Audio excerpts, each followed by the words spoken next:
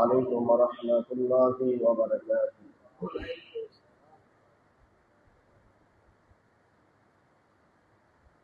الحمد لله نحمده ونستعينه ونستغفره ونؤمن به ونتوكل عليه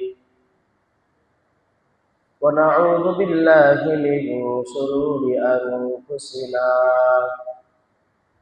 من يهده الله فلا مضل له ومن يضلله فلا هادي له ونشهد أن لا إله إلا الله وحده لا شريك له ولا نظير له ولا بشير له ولا جد له ولا مثل له ولا عدد له ولا جور له.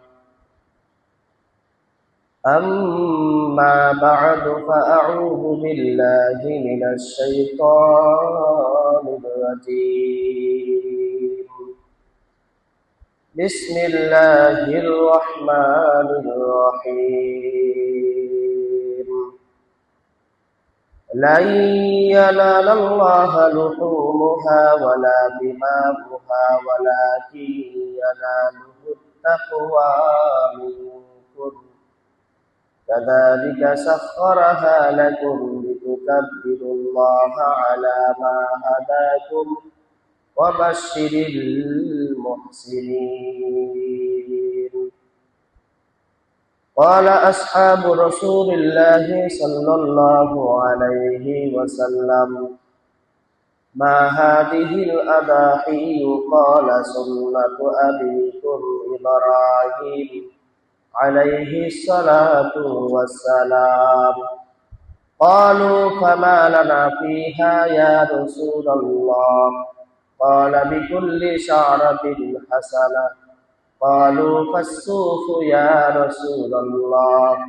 قال: بكل شعرة من الصوف حسنة، أو كما قال النبي عليه الصلاة والسلام.